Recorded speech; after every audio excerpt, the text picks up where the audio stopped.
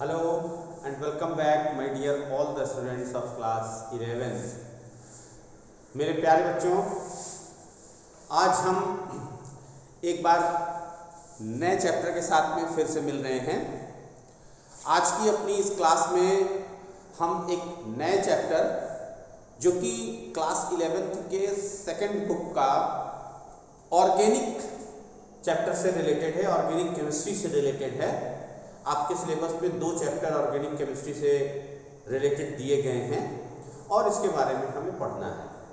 ठीक है, सबसे पहले चैप्टर का नाम हम देख लेते हैं। Chapter name is the organic chemistry in which we have to study about the some basic principles and techniques. बच्चों, क्लास 10th में आपने ऑर्गेनिक केमिस्ट्री से रिलेटेड एक चैप्टर पढ़ा था केमिस्ट्री में, जो कि आपका कार्बन एंड इट्स कंपाउंड से रिलेटेड चैप्टर था। So carbon and its compound, ये शब्द अगर आप देखिए तो यहीं से ऑर्गेनिक केमिस्ट्री स्टार्ट होती है, कार्बन एंड इट्स कंपाउंड। तो चलिए सबसे पहले हम इस चैप्टर को शुरू करते हैं ऑर्गेनिक केमिस्ट्री की डेफिनेशन से कि डेफिनेशन क्या है organic chemistry. Please note it down the heading organic chemistry.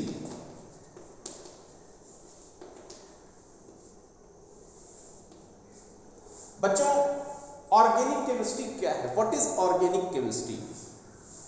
बच्चों, basically organic is the word related to the carbon. ठीक है, कार्बन सिंबल आप जानते हो, कार्बन का सिंबल क्या होता है? C। एटॉमिक नंबर क्या होता है? Z, यानी कि 6, राइट। एटॉमिक मास क्या होता है? यानी कि A, it will be equals to near about 12, और कुछ इसके आइसोटोप्स भी होते हैं। सो लगभग हम इसे 12 मानते हैं। ठीक है, थोड़ा सा 12 से ज्यादा है, but over here you can consider this as a 12। Carbon ये आ गया बेसिक चीजें। आगे देखते हैं। बेसिकली बच्चों, organic chemistry it is a branch of the science, branch of the chemistry in which we study about the carbon and its compound. अब जो कार्बन की जो हम टोटल स्टडी करते हैं, कार्बन से रिलेटेड जितने भी तरह के कंपाउंड्स बनते हैं, उन सारे कंपाउंड्स की जो हम स्टडी करते हैं, डिटेल स्टडी करते हैं, उनके स्ट्रक्चर को पढ़ते हैं, उनके सारी जो रिएक्शंस हैं उनको पढ़ते हैं, उनसे रिलेटेड जो कुछ भी स्टडी हम करते हैं कार्बन की, उन सभी स्टडी को हम उस ब्रांच की, जो केमिस्ट्री की ब्रांच है, उस ब्रांच को हम ऑर्गेनिक केमिस्ट्री कहते हैं। अब यहां पर एक थोड़ा सा डिफरेंस भी मैं आपको बताना चाहूंगा कि कार्बन के जो कंपाउंड की हम यहां पर ऑर्गेनिक केमिस्ट्री में स्टडी करते हैं, वो बेसिकली हाइड्रोकार्बन्स होते हैं। क्या होते हैं? हाइड्रोकार्बन्स। कार्बन के जितने भी तरीके के कंपाउंड हैं, सभी कंपाउंड्स को हम ऑर्गेनिक केमिस्ट्री में नहीं रखते हैं। कुछ कार्बन के कंपाउंड्स ऐसे भी होते हैं जिन्हें हम इनऑर्गेनिक कंपाउंड्स कहते हैं, या हम उनकी स्टडी इनऑर्गेनिक केमिस्ट्री में करते हैं। ठीक है, जैसे फॉर एग्जांपल कार्बन मोनोऑक्साइड। ध्यान दीजिएगा बच्चों, कार्बन मोनोऑक्साइड CO, या फिर कार्बन डाइऑक्साइड CO2, या फिर कुछ दूसरे कंपाउंड जैसे for example calcium carbonate CaCO3। यहां पर आप देखो बच्चों, तो इन तीनों कंपाउंड्स में कार्बन है लेकिन हाइड्रोजन नहीं है। सो ये कंपाउंड इनऑर्गेनिक केमिस्ट्री की कैटेगरी में आते हैं। हम इन कंपाउंड्स को इनऑर्गेनिक कंपाउंड्स कहते हैं, जबकि ऑर्गेनिक केमिस्ट्री में हम कार्बन के कंपाउंड्स की स्टडी करते हैं और उनको हम बेसिकली हाइड्रोकार्बन्स कहते हैं। तो ये बात आप याद रखिएगा, ध्यान रखिएगा कि hydrocarbons means study of hydrocarbons, the branch of the chemistry in which we study about the hydrocarbon is known as the organic chemistry. ये बात समझ में आ गई। आगे अब हम और बढ़ते हैं हाइड्रोकार्बन से रिलेटेड। बच्चों यहाँ पर आप ये देख रहे हो कि हाइड्रोकार्बन कुछ इससे भी रिलेटेड आपको याद आ रहा होगा कि हाइड्रोकार्बन्स क्या होते हैं या हाइड्रोकार्बन्स कंपाउंड क्या होते हैं। So hydrocarbons compounds are those compounds which are obtained by the hydrogen, ठीक है, हाइड्रोजन एंड कार्बन एलिमेंट्स, ठीक है, हाइड्रोजन एंड कार्बन एलिमेंट्स। तो ऐसे कंपाउंड जो हाइड्रोजन और कार्बन से मिलकर के बने होते हैं, इन कंपाउंड्स को हाइड्रोकार्बन्स कंपाउंड कहते हैं। For example, there are the many numbers of the list of the hydrocarbons are there, बहुत ढेर सारी लिस्ट है। जैसे कुछ आपको हो सकता है वीडियो देखते देखते याद भी आ रहा हो कि कौन कौन से हाइड्रोकार्बन्स हैं, फिर भी सिंपल, वेरी सिंपल तरीके से मैं यहाँ पर आपको एक्सप्लेन कर रहा हूँ और बहुत ही अच्छी तरीके से आपको पूरा चैप्टर स्टेप बाय स्टेप धीरे धीरे करके समझ में आता जाएगा। ओके, जैसे फॉर एग्जाम्पल, ठीक, जैसे CH4 क्या बोलते हैं इसे, मीथेन, या फिर C2H6 इथेन, या फिर C3H8 क्या गया, प्रोपेन।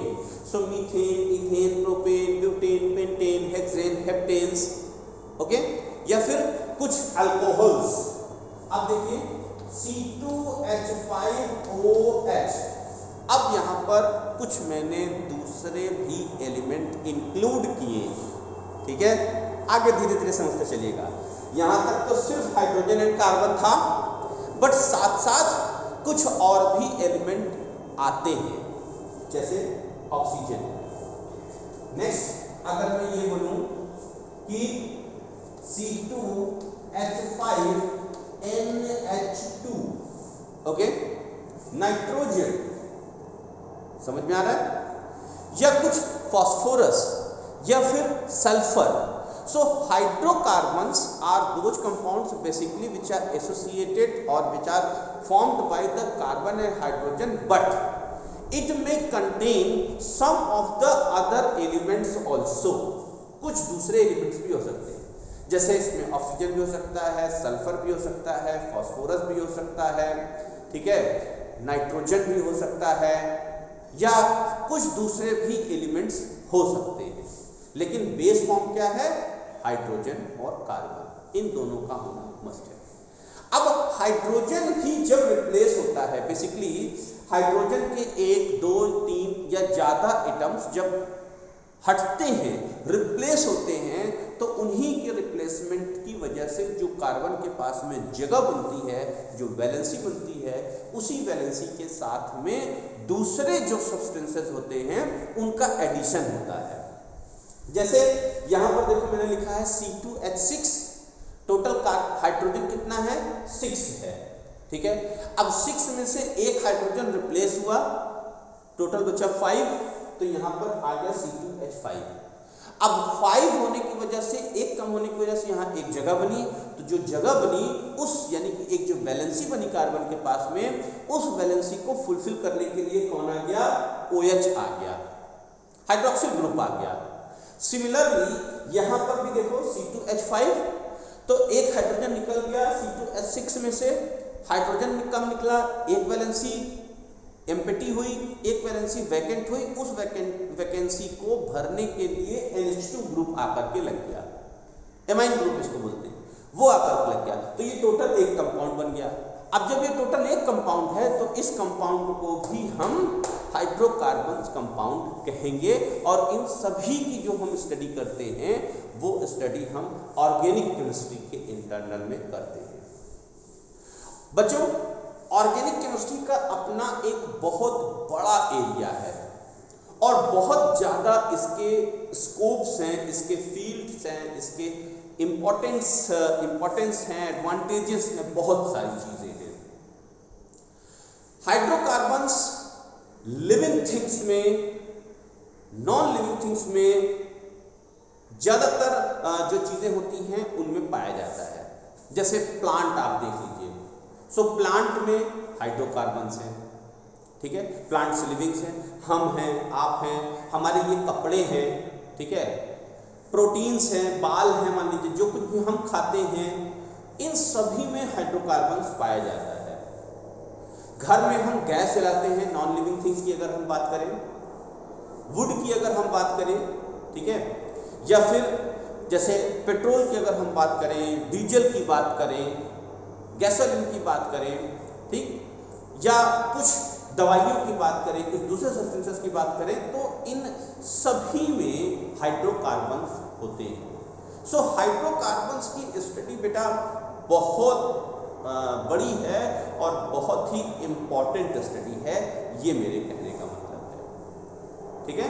सो ये चैप्टर स्टेप बाय स्टेप करके क्लास 10th में जैसे एक चैप्टर था, छोटा चैप्टर था, कुछ चीज़ें आपने वहाँ पर इससे रिलेटेड ऑर्गेनिक केमिस्ट्री से या कार्बन से रिलेटेड पढ़ी।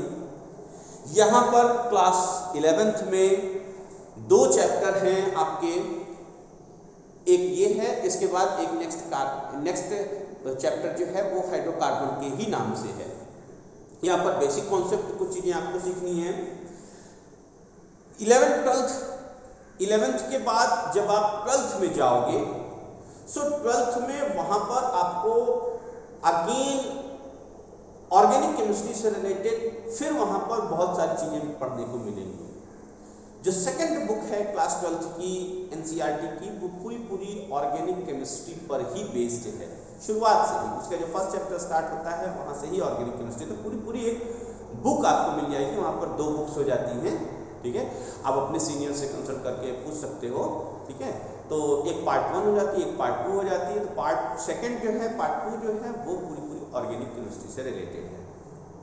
सो अच्छा होगा बच्चों कि क्लास 12th में ऑर्गेनिक केमिस्ट्री को अच्छी तरह से, जो आपके नेक्स्ट ईयर के कोर्स में आने वाला है, उन चीज़ों को समझने के लिए आपको जो बेसिक चीज़ें हैं, जो बेसिक टेक्निक्स हैं, जो बेसिक प्रिंसिपल्स हैं इसकी ऑर्गेनिक केमिस्ट्री के, वो यहाँ पर इस चैप्टर में पढ़ना वेरी इम्पॉर्टेंट है, बहुत ज़्यादा ही एसेंशियल है। इसलिए स्टेप बाय स्टेप करके जो हम इस चैप्टर को पढ़ेंगे, ओके, उन चीज़ों को, उन टॉपिक्स को बहुत ही ध्यान से आप समझिए और प्रॉपर नोट्स बनाते चलिए और इन चीज़ों को समझते चलिए। आई होप कि ऑर्गेनिक केमिस्ट्री का जो इंट्रोडक्टरी बेस था, जो पार्ट था, वो जो मैंने अभी आपको इतनी देर में समझाया, वो अच्छी तरह से आपके दिमाग में कॉन्सेप्ट क्लियर हो गया होगा कि आपको करना क्या है और आपके लिए ये चैप्टर क्यों इतना इम्पोर्टेंट है। बाकी इसकी आगे की चीज़ों को हम धीरे धीरे करके कुछ क्लासेस में कवर करेंगे, ठीक है। ओके, चलिए आगे बढ़ते हैं बच्चों, हम कार्बन की तरफ। अब पूरे चैप्टर में हमें कार्बन के बारे में पढ़ना है, ठीक। अगेन कुछ बेसिक चीज़ों को आगे देखते हैं।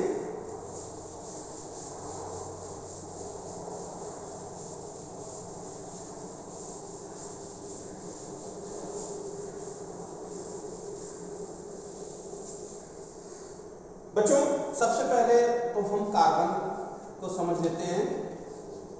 कार्बन सिंबल आपने देखा कार्बन का, कार्बन को हम C से इंडिकेट करते हैं, ठीक है, कार्बन का C। कार्बन के पास में इसका जो एटॉमिक नंबर होता है, ओके, एटॉमिक नंबर यानी कि Z, ये होता है 6 एटॉमिक नंबर। कार्बन के पास में जो एटॉमिक मास होता है, इसका एटॉमिक मास यानी कि A, ये होता है 12, ठीक है, राउंड फिगर में। कार्बन के पास नंबर ऑफ इलेक्ट्रॉन्स होते हैं 6। अगर इन इलेक्ट्रॉन्स का हम इलेक्ट्रॉनिक कॉन्फ़िगरेशन करें, सो इलेक्ट्रॉनिक कॉन्फ़िगरेशन इनका होता है इलेक्ट्रॉनिक कॉन्फ़िगरेशन, इसी इलेक्ट्रॉनिक कॉन्फ़िगरेशन, ठीक है। इसका इलेक्ट्रॉनिक कॉन्फ़िगरेशन बनता है नॉर्मल बेस में 2 and 4, ठीक है, जिसमें कि 2 के सेल में, पहली सेल में, और एल में 4 इलेक्ट्रॉन जाते हैं, ठीक है। एसपीडीएफ के बेसिस पर इवन ये जो इलेक्ट्रॉनिक कॉन्फ़िगरेशन है ये बेसिक इलेक्ट्रॉनिक कॉन्फ़िगरेशन था। अब क्लास 11th में आकर के, आपको 12th में आकर के इसकी इलेबोरेट इलेक्ट्रॉनिक कॉन्फ़िगरेशन लिखनी होती है। तो इलेबोरेट इसकी इलेक्ट्रॉनिक कॉन्फ़िगरेशन होती है बच्चों, यहाँ पर 1s2, जो कि हमने पिछली क्लासेस में, पिछले चैप्टर्स में और जो पहले का हमारा चैप्टर है उसमें हमने करना सीखा था। सो ये हो जाएगा 1s2, then 2s2, then 2p2, ठीक है। अब यहाँ p के पास में, यानी कि p ऑर्बिटल्स में जो हमारे p सबसेल हैं, इसमें 3 ऑर्बिटल्स होते हैं, px, py एंड pz, ये भी देखिएगा। तो इसी को हम इलेक्ट्रॉनिक कॉन्फ़िगरेशन को और अच्छी तरह से हम ऐसे लिख सकते हैं 1s2, then 2s2, then 2px1, okay, then 2py1 and 2pz0, क्योंकि z के पास कुछ नहीं। p ऑर्बिटल्स में 2 ही इलेक्ट्रॉन होते हैं और इन 2 इलेक्ट्रॉन में एक x में होता है और दूसरा y में होता है। z ऑर्बिटल इसका खाली होता है, ठीक है। ये इलेक्ट्रॉनिक कॉन्फ़िगरेशन है, लिखते चलिए, समझते चलिए, ओके, ऐसे करके। अब इसी इलेक्ट्रॉनिक कॉन्फ़िगरेशन के बेसिस पर हम इनके ऑर्बिटल्स को एक्सप्लेन कर सकते हैं, साथ साथ हम इनकी वैलेंसी को भी एक्सप्लेन कर सकते हैं। तो सबसे पहले बच्चों हम इनकी वैलेंसी को देखते हैं, राइट। गिर गया, ठीक। Valency, valency of carbon.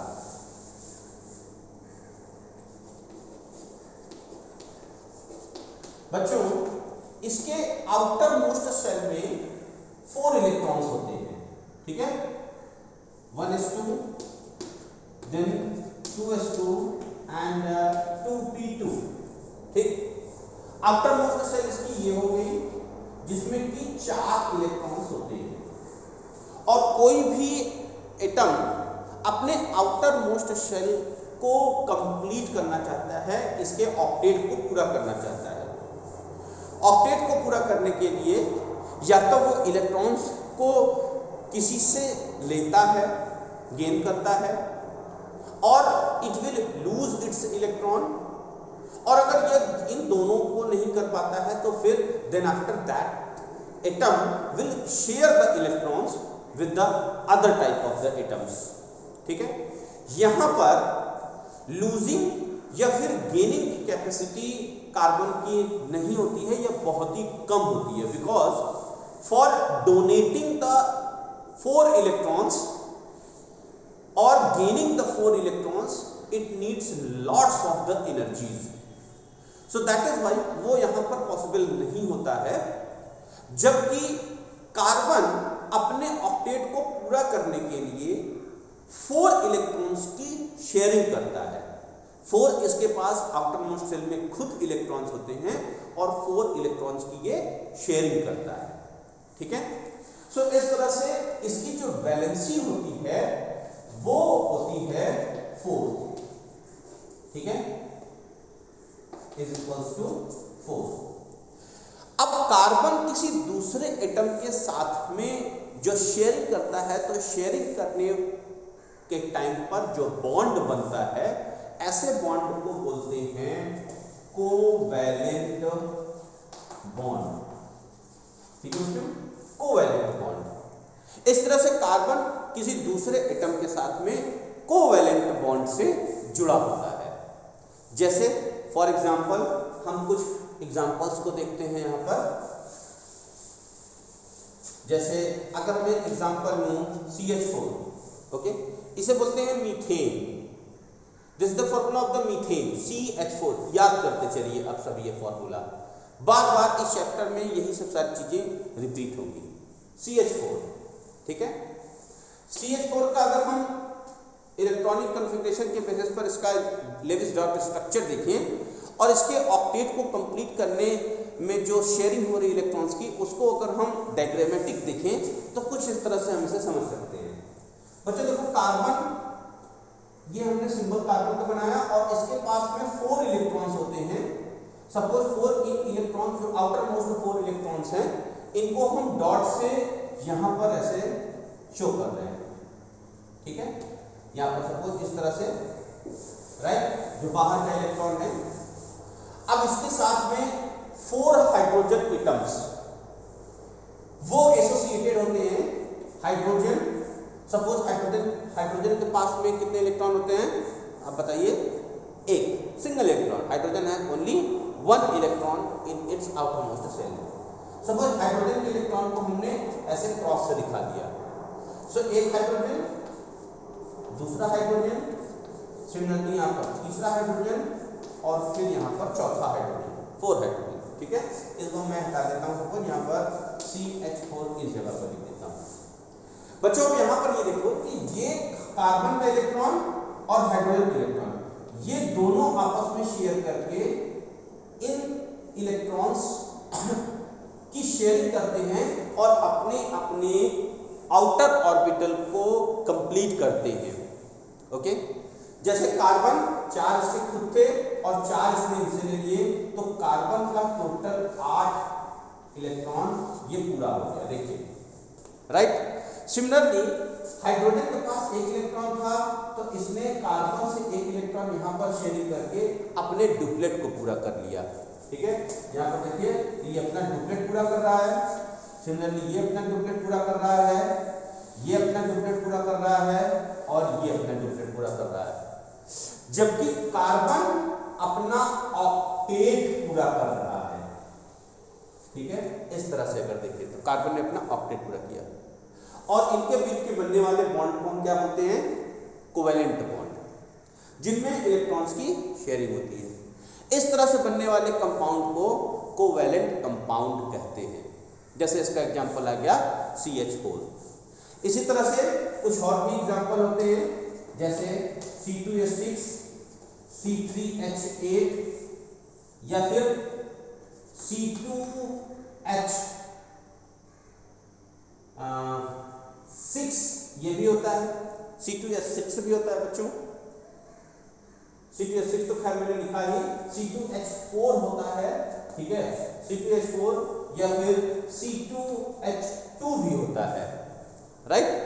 सो अलग अलग तरह के कंपाउंड्स होते हैं, बहुत सारे कंपाउंड्स हैं। धीरे धीरे करके एक एक करके हम इनकी स्टडी करेंगे। ओके, आज की क्लास में इतना रखते हैं, जिसमें हमने बेसिक इंट्रोडक्टरी पार्ट देखा और कार्बन की वैलेंसी को समझा, ठीक है। आगे इन सारे कंपाउंड्स का स्ट्रक्चर हम देखेंगे और हाइब्रिडाइजेशन के बारे में डिस्कशन करेंगे नेक्स्ट क्लास में। ओके बच्चों, थैंक यू।